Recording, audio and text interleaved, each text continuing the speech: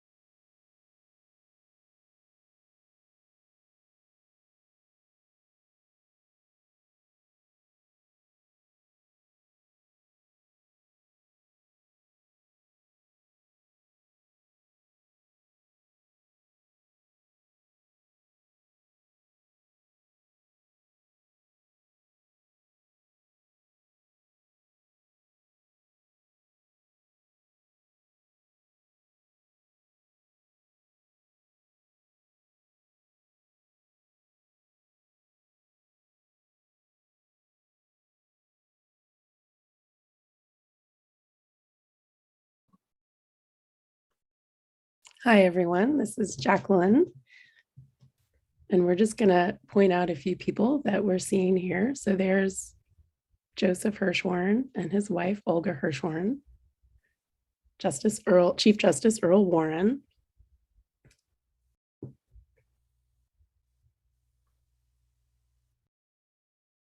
peeking in the background on the right there was Al Lerner, Hirshhorn's private curator who became the first director of the museum.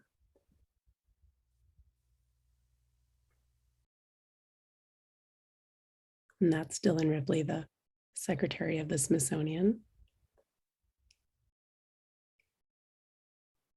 Mr. Hirshhorn was particularly known for his bow ties. So it looks like he was assuring it was on correctly.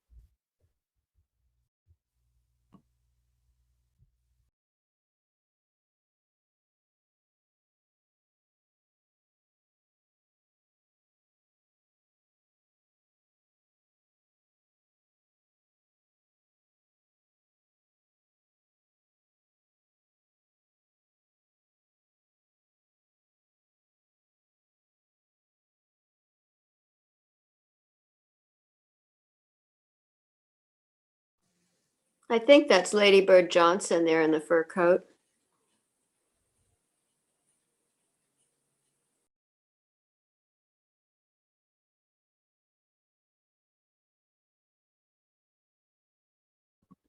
And there's the president, Lyndon Johnson.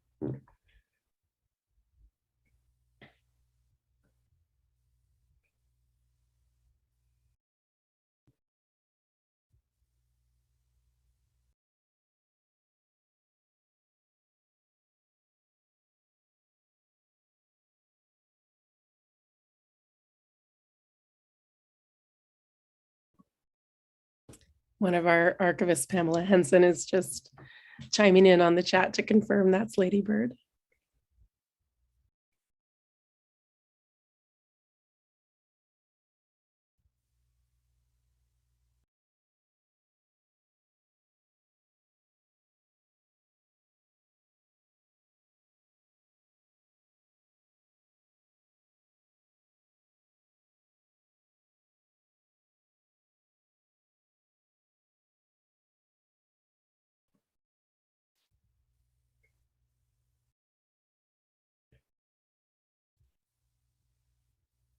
And here is the groundbreaking.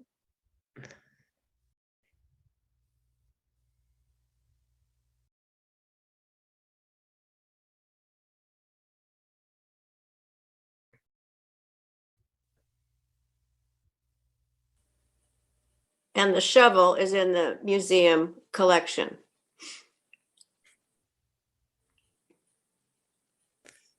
On and off, I think it's occupied a place in the library. Yes. Most notably for the Smithsonian Library's 50-year anniversary, we had the shovel in the library for most of the year.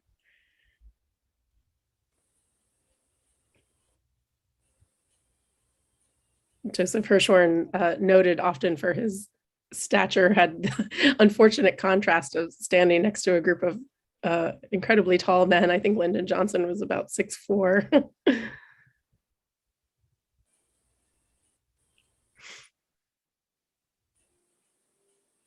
Yeah, Lerner.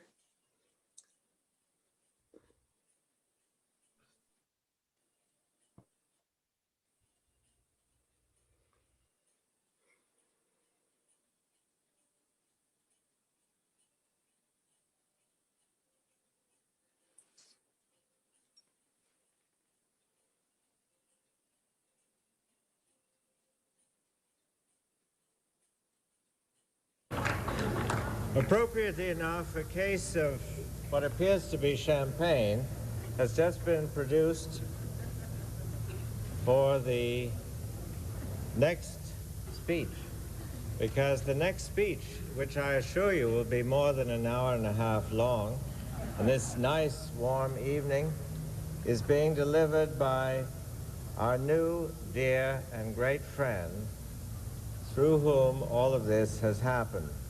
There are so many friends here tonight who have helped the Smithsonian and Mr. Hirshhorn meet People like Mrs. Reed, Roger Stevens, others who are somewhere here in the audience tonight.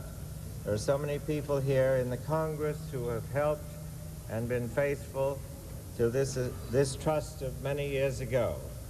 But there is only one only begetter, to quote the bard, and I'd like to introduce him to you tonight, right now. Here he is, Uncle Joe.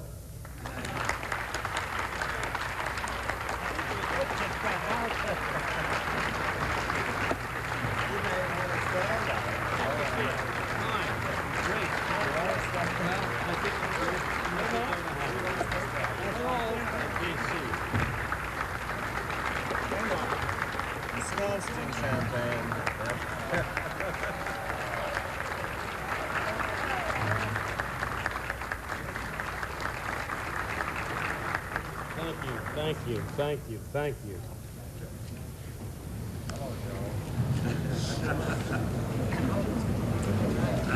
Members of the Cabinet, Your Excellencies, members of Congress, Dr. Ripley, friends, guests, and my loved ones. This is a day to remember, the proudest day of my life. Mrs. Hirshhorn and I are deeply touched and grateful for the presence here this evening of so many distinguished Americans, so many good friends who have come to join in the dedication of this new National Museum.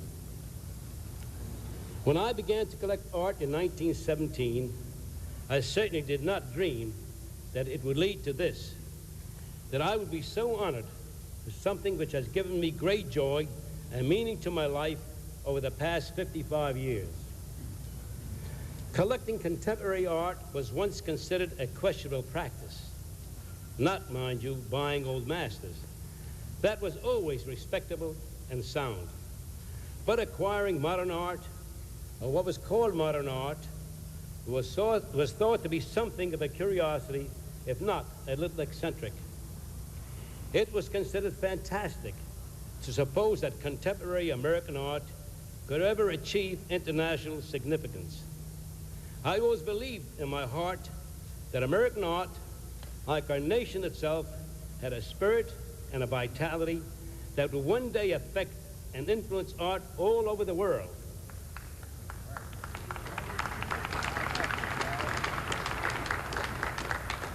I believe history has proven me right. As a nation, we can take great pride in the magnificent contribution of our American artists. My own friendship with artists and the world of art has been one of the most rewarding experiences of my life. Speaking at the groundbreaking ceremonies on this site in January of '69, I said some things which I think bear repeating. It is an honor to have given my art collection to the people of the United States as a small repayment for what this great nation has done for me and others like me who arrived here as immigrants.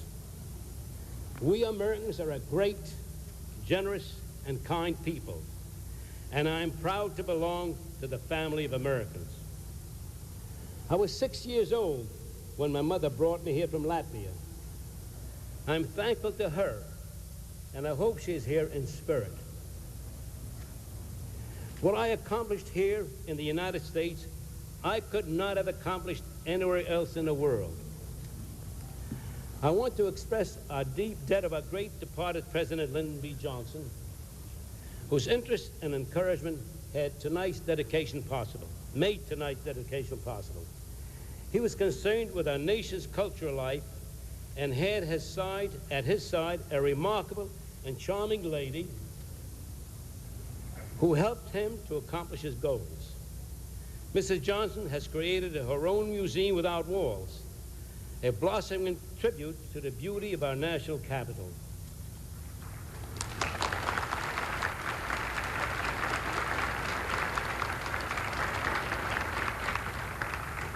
Dr. Dilla Ripley, the Secretary of the Smithsonian, is a distinguished and far-seeing scholar whose interest in the art was instrumental in bringing my collection to Washington. I want to pay my respect to his patience, his persistence, and his encouragement. I have said before that he was a charming seducer, and I should add that he's also one of the most diplomatic and dedicated men I've ever known.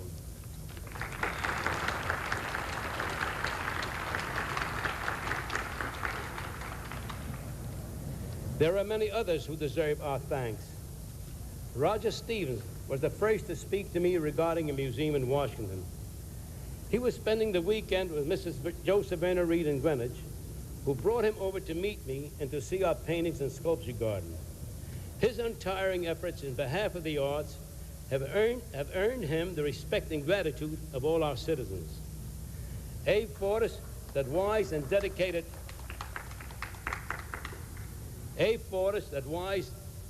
dedicated American, did much to shape my decision, and I thank him for his good advice and his friendship.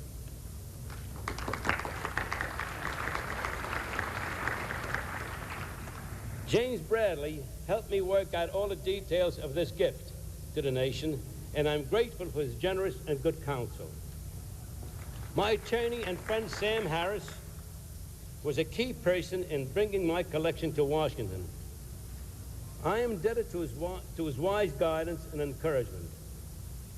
Abram Lerner, the director of the museum, aided me in forming the collection for the past 17 years and has been dedicated and diligent in bringing this great task to fruition.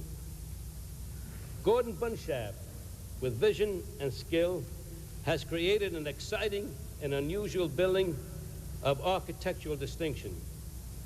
I wish to thank also the Board of Regents of the Smithsonian Institution, who guide and shape the institution's creative course, and the Board of Trustees at Hirshhorn Museum and Sculpture Garden, who oversee its activities and help to conduct its program and will act wisely in the future.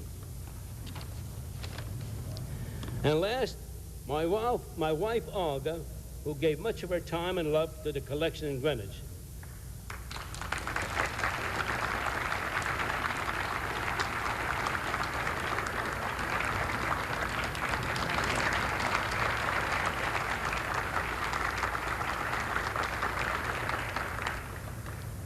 Housing became a problem, and I was grateful for her help.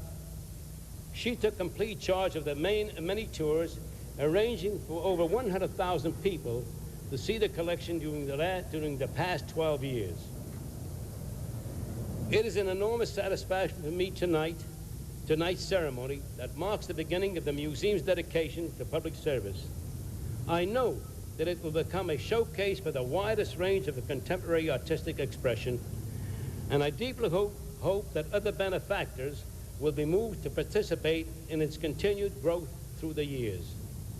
No one individual can do more than plant a seed and hope that a living institution will grow from it. This is what I have done.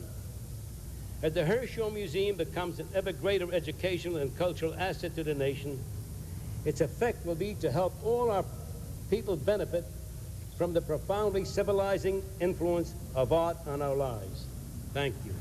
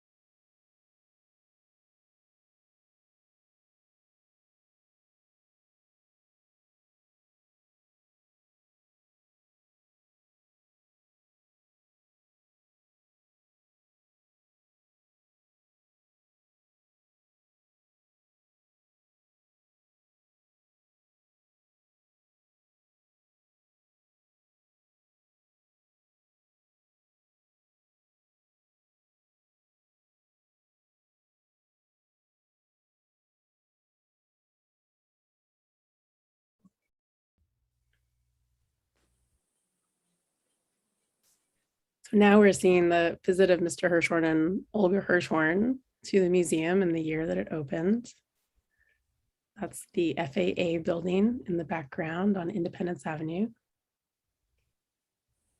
That's Mrs. Lerner, Pauline Lerner, in the black and white dress.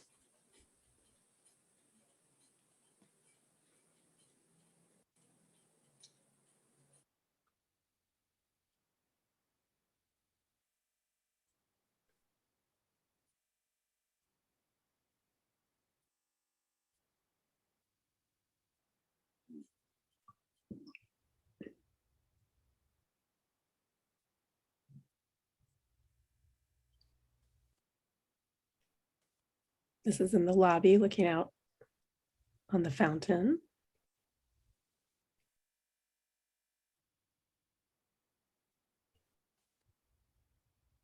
And now they're getting a tour, I believe, of the 4th floor, Yes. the staff space. This looks like the director's office.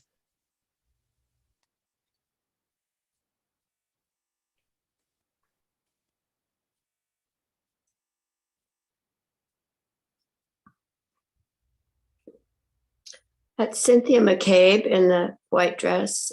She's the curator, chief curator.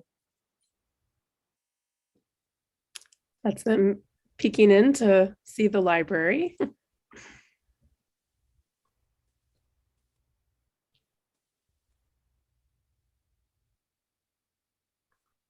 That's Joe Cephakar in the light colored suit next to Cynthia.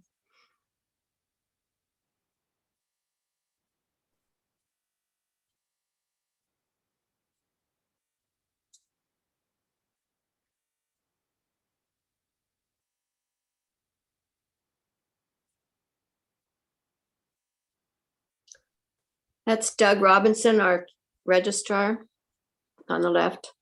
Mort Oppenheim, who is an administrator, and Cephakar, administrator.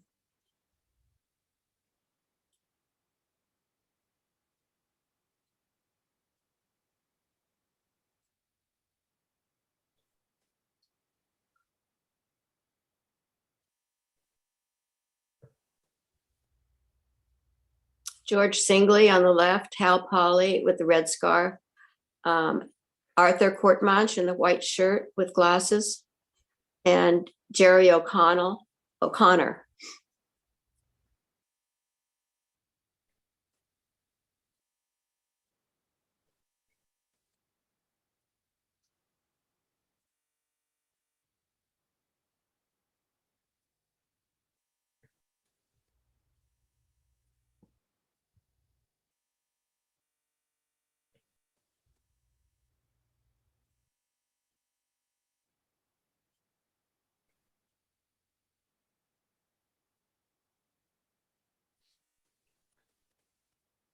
And that was, we were just seeing the the conference room, which I believe was also originally intended as a seminar room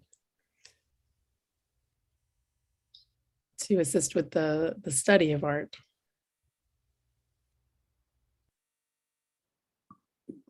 And also, as we'll see shortly,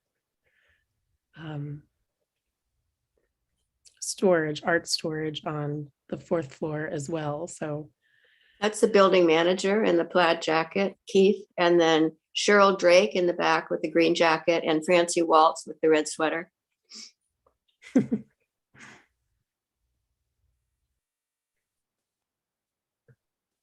here is the art storage area. So there were opportunities, and still are, for scholars to come in and see the artwork, come to the library.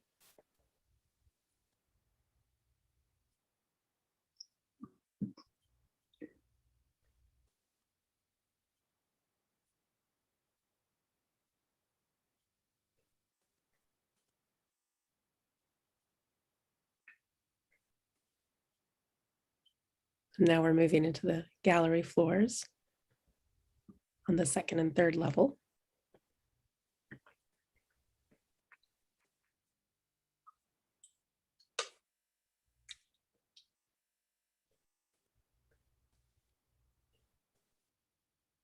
the balcony overlooking the mall.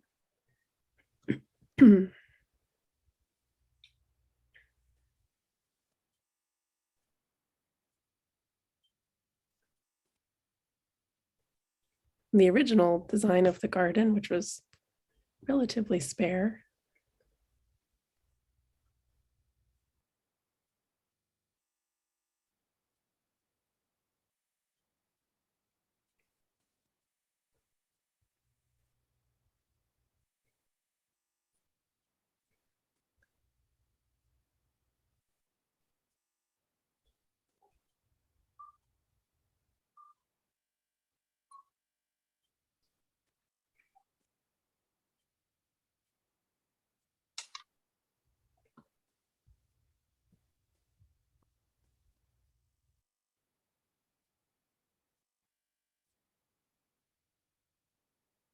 That's the model that used to be up at North Capitol Street to plan for the installation.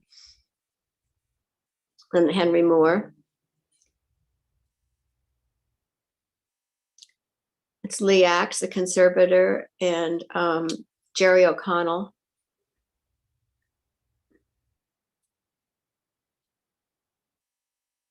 And those are styrofoam mock-ups for the sculpture before the original art was brought down from Greenwich.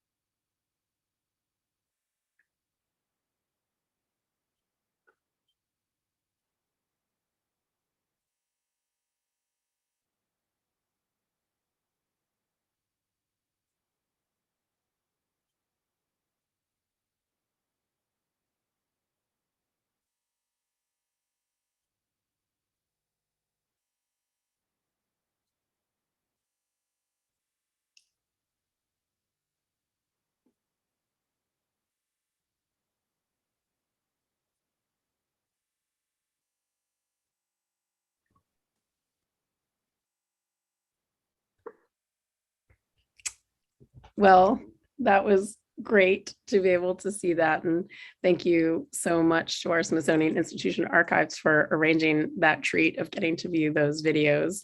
Again, I am Jacqueline Protka, and I am the branch librarian for the Hirshhorn Museum and Sculpture Garden Library. And it's my great pleasure to welcome all of our guests today. I see so many people in the participants panel who are, have current and close and ongoing connections to the museum and the library.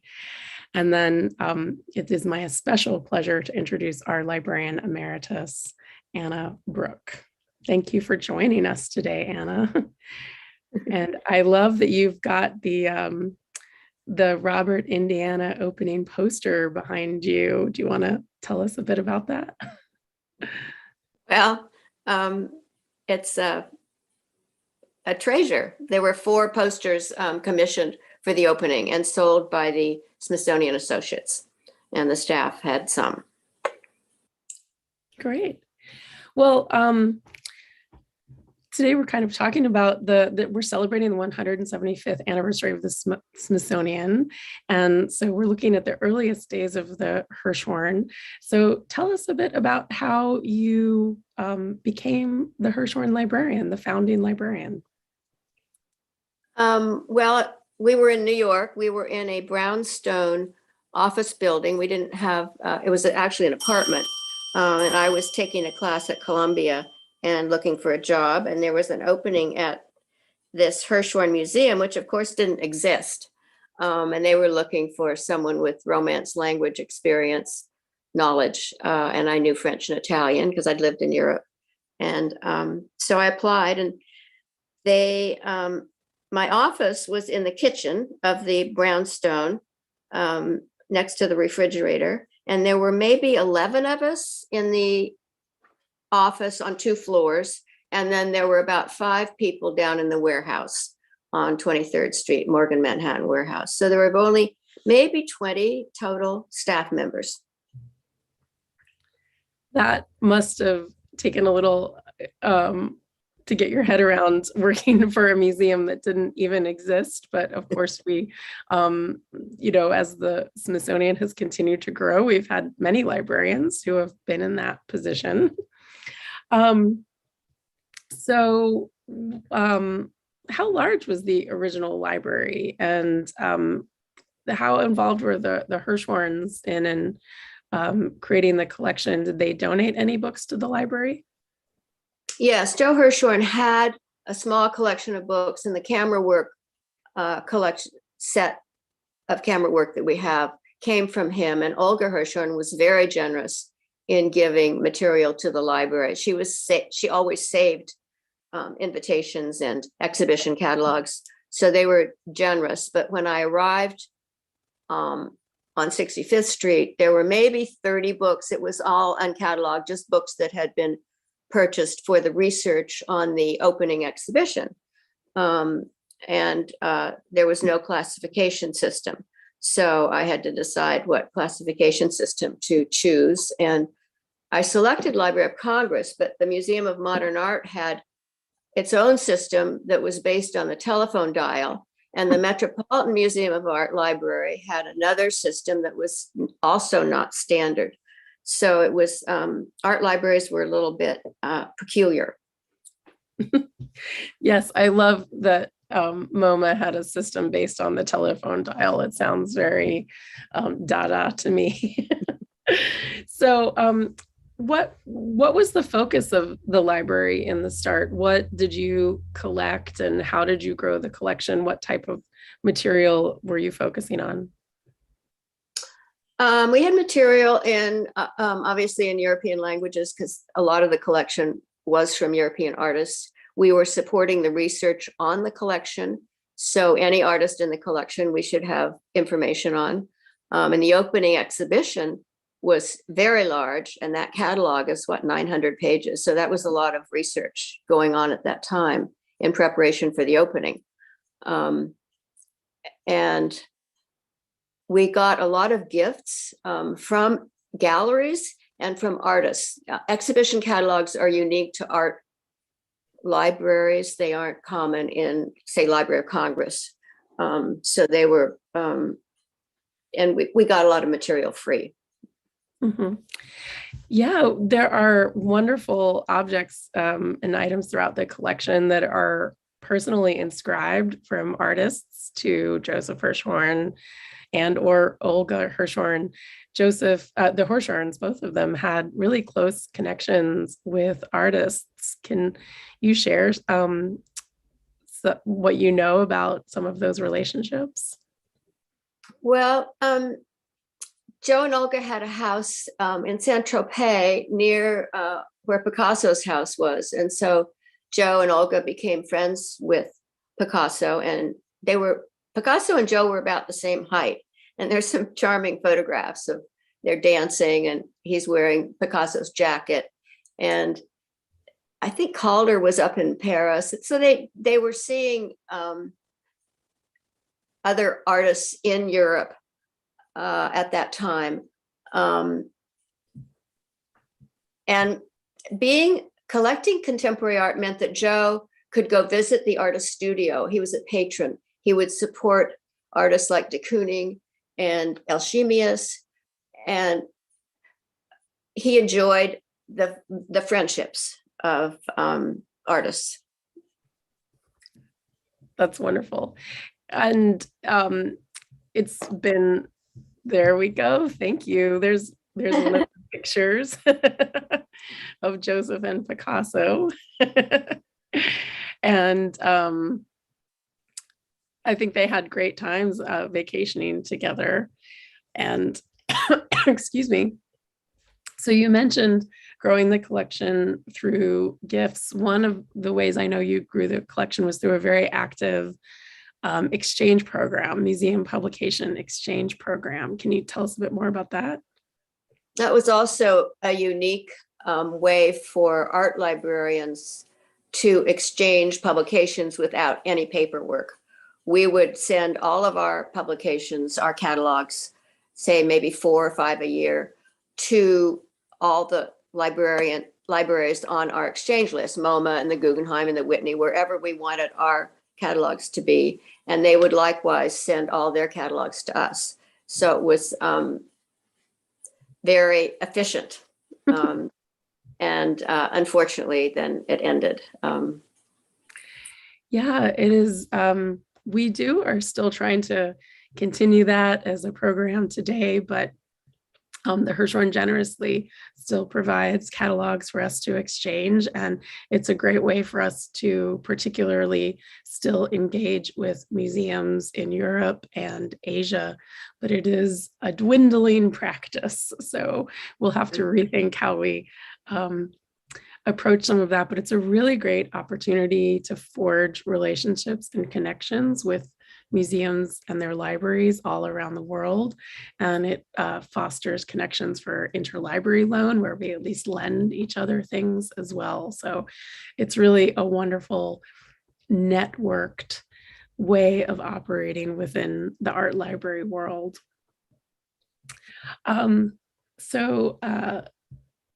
How long were you with the art collection in New York? And tell us a little bit about transitioning from New York to DC. What was it like for you as a young person leaving the big city? And I've had my own journey. This is my own journey as well as New York to Washington, DC. Well, New York was the center of the art world, so yeah. We were happy in New York, but we didn't want to miss the opening party. So maybe 20 of us, and maybe half of us moved down to Washington. And we were housed temporarily. I started in 72, and we came down in 73, and we were in the Arts and Industry building in temporary quarters. And the Air and Space Museum had some sort of balloon song right outside our front door that kind of drove us crazy. But we had to wait for the building to be ready for us to move into. So we had everything in boxes, numbered. And then, of course, we had the challenge of curved walls, which is unique to the Hirshhorn. And then we had our card catalog and our slide catalog, which have, of course, gone into digital form now. So there was a lot of planning with Skidmore, Owings, and Merrill, the design team there. Mm-hmm. I'm sure it was a bit of a culture shock for you personally, moving from New York to DC. Well, we thought the South was very different. It moved at a much slower pace. In New York, you walk very quickly. And I'll never forget walking across the mall with somebody from SI Libraries. And we were strolling on this sort of pasture, and it was sort of very different. Yeah, that was my own experience coming from New York to here, and everyone used to comment on how fast I walk. I think over time I've managed to slow down a little bit. Mm-hmm. Wonderful. So what was you said, of course, you didn't want to miss the party of the opening. So what was your own experience with the opening? Well, there were 3 parties, and we were invited to the public opening and the art world opening, but not the government diplomatic opening. And there was a seated dinner in the A&I building, and we danced, and, it was all very historic and fun. And anyway, mm-hmm. It so sounds like a much more glamorous job after the museum opened. Well, it's nice to have that payoff, right, for all the hard work. And over time, you've had many artists come and visit the library. I've found photos in your files. So tell us a little bit about your own relationship with the library and with artists. Well, certain artists would come down and give talks, and they would use the library they would be there for maybe 2 days or 3 days, and they'd prepare for their talks in the library if they wanted somewhere quiet. And then we would help them if they needed material. And some of them were generous. I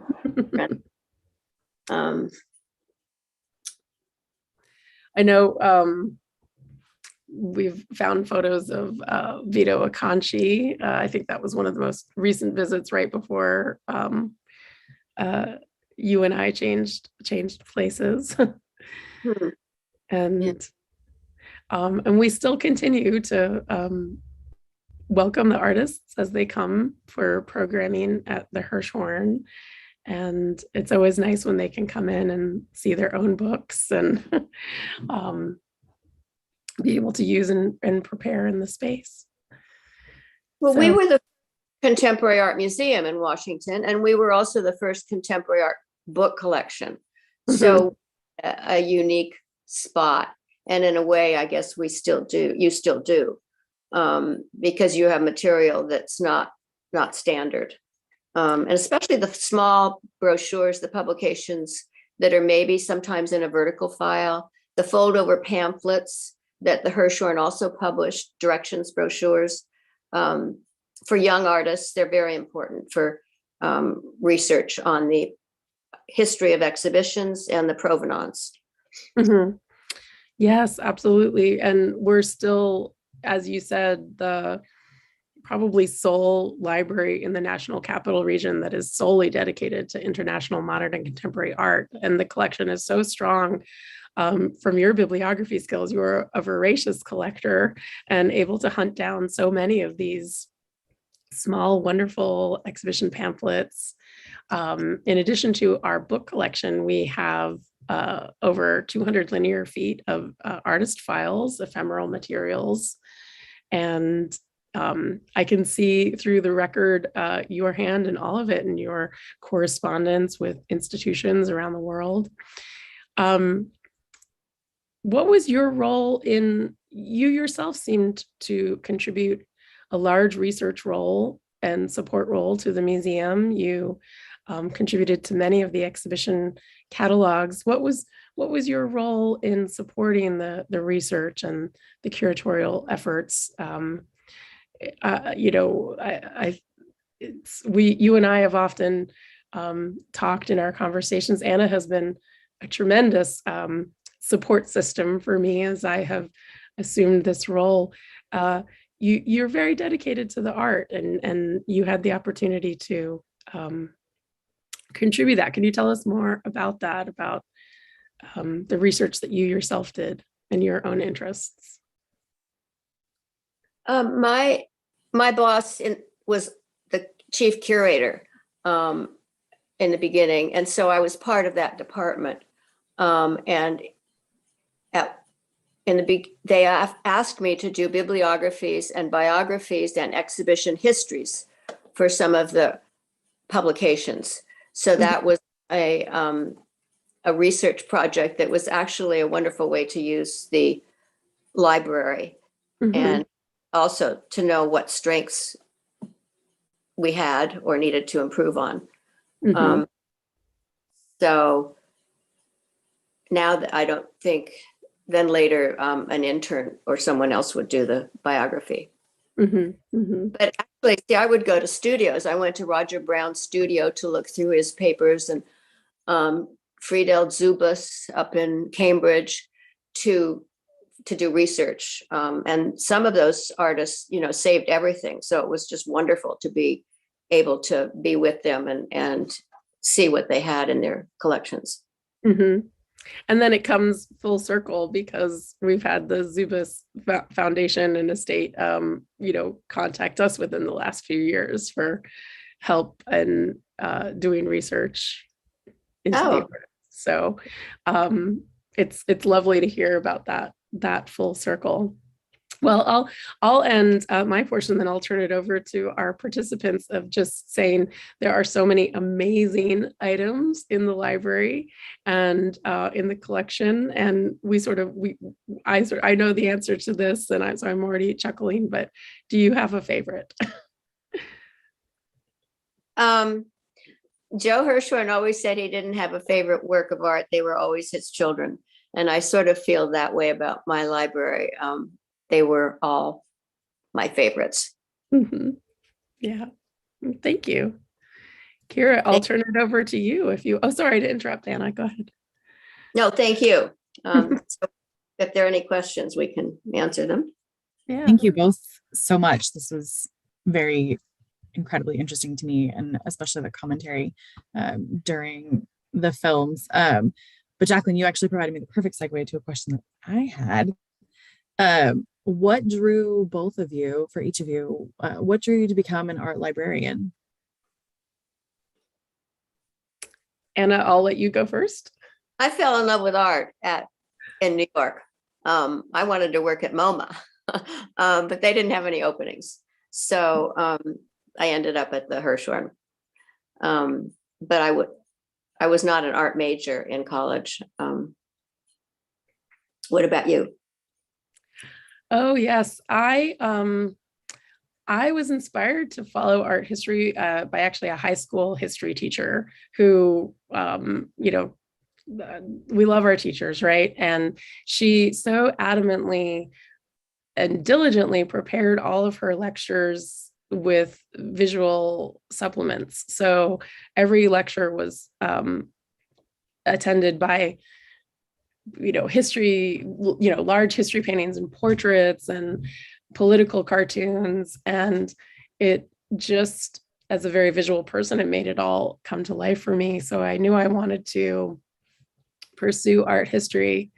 And then I also I was attracted to sort of the also kind of the science side of library science, and as well as the kind of service side of it as well. So I do like to joke that my librarian origin story is that I watched the cult classic film Party Girl about a young woman trying to find her place in life who ends up volunteering at in the Queens Public Library. Hilarity ensues, and she decides to become a librarian. And I watched that film, and 5 minutes later decided that is what I would do.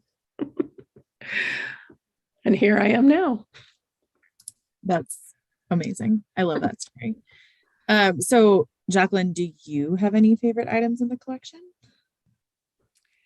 I am also slightly agnostic because I like to say that my favorite thing is always what is currently in front of me or what I'm reading, just the item that I pull off the shelf that just delights and opens up a world. The nature of art book publishing is, it's usually done in very small runs. And so something that may seem standard and, to acquire, one day, years later, is you realize you're holding this piece of history. It's pretty amazing in that way. I do have a particular affinity for some of the artists' magazines that you collected, Anna, or that came, to the museum through the curators, particularly the 1960s run of the SMS magazine, which is asterisk must stop. SMS, I'll just say, since we're going to be live on YouTube here. And Anna, I have been so curious to ask you this. So this is a short run of really it's an artist book, but it was a series. So it was it's considered an artist magazine, and individual artists contributed small items to each issue. And there is one that has a Yoko Ono piece that the instruction is to put a cup in a bag, and there's like a little metal hammer and to smash the cup. And our copy actually has a smashed cup in it. Do you know who actually performed the art piece? No. The mystery remains. The curators would request publications or subscriptions. And I don't know if that was the 60s. That was probably Cynthia who said that we had to have that. I was shopping at Via and Wittenborn in New York. And then also we bought some things at auction. Mm-hmm. I've created a myth in my mind that it was, Joe and Olga on some wild, fun night. And some of the boxes are actually addressed to Joe, and some of them are addressed to Al Lerner. So maybe it was at the opening ceremony where they smashed the cup against the side of the building or something. That's what I'm going to make up in my mind. Don't record that for posterity, though. Totally unsubstantiated. I love that. I love that story. We're just gonna go with that as being the backstory behind the broken cup. Makes sense. A question that came up in the Q&A that I can address was, why was there no sound recordings for the first and the third films? And were there ever any sound recordings that just didn't survive? So we know that for the groundbreaking, there are speeches that were recorded. The original films for all three of these was 16 millimeter. And the first and third one were originally silent, with the audio being recorded separately. The audio for the speeches has just not been digitized yet, but it is one of the things that I told Anna is now like my mission to digitize those and reunite them with their recording. I don't see in our collections any recordings from the visit of Mr. and Mrs. Hirshhorn to the museum in 1974, though. So side note on that. Okay. Back to Jacqueline and Anna. Anna, you mentioned before the museum opened that a number of materials were donated by artists and the like to help grow the collection. Did that trend increase or continue after the museum opened publicly? Like, was there this sort of rush of people wanting to get their stuff to the library because now it was this big press push? Art galleries and artists wanted their work, images, their catalogs in the hands of our curators because we might do a show.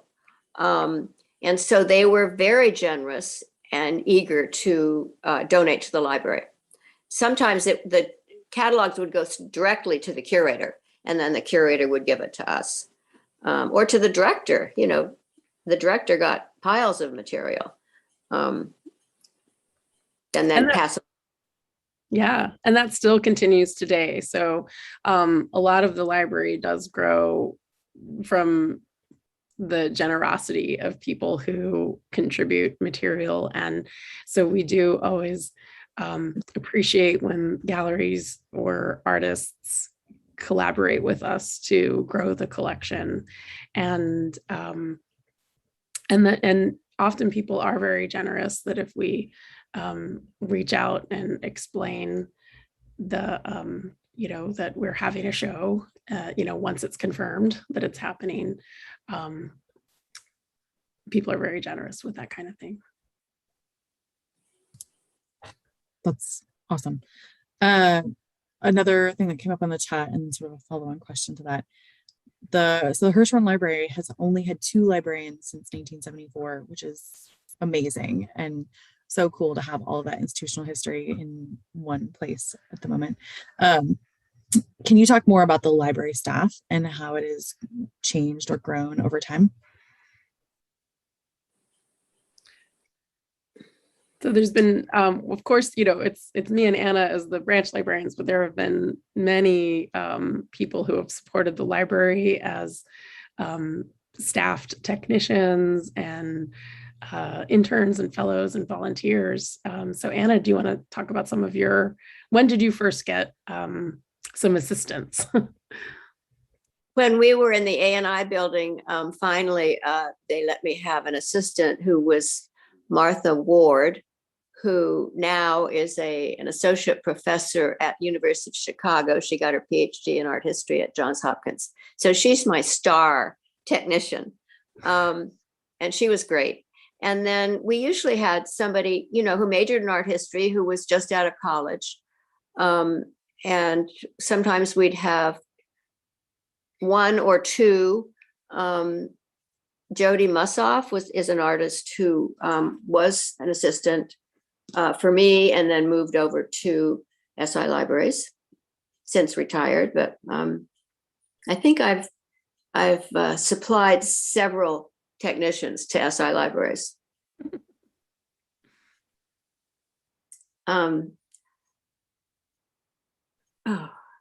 Anyway. And have you ever had, Anna, have you ever, had fellowship programs or have hosted a Smithsonian artist in residence fellow or worked with them? They haven't reported to me, no. We've had interns almost once the intern program started, we had interns in the summers. And I thought just being in the museum and being in Washington in the art world was very important and valuable for these young students. Absolutely. Something that I have found really different about the Hirshhorn versus the other 3 museums that I've worked at is that the library is so closely meshed with the curatorial staff and the other staff of the museum. So it's relatively small quarters. It looked nice and spacious in that movie, but in the film clips, but it is actually relatively small quarters, and you're passing each other and intersecting each other. I don't know what your practice was, but we tend to leave the library doors open all day. And so we have, curators just kind of, or their assistants or their interns and fellows kind of come in and out. And there's a lot of exchange of ideas. And so that's been different from the other museums where I've worked at, where the libraries are sort of physically removed from those office spaces. And because of that, I almost feel like I have learned a little bit more about the inner workings of museums and how the sausage is made than even in, the many years that I had worked in museum libraries before that. And what my own interns have kind of reported to me is that is a really valuable experience to them, that it's not just sort of a patron comes in and asks a reference question and then leaves, but they get to really see that full exchange of collaboration and ideas to make an exhibition happen.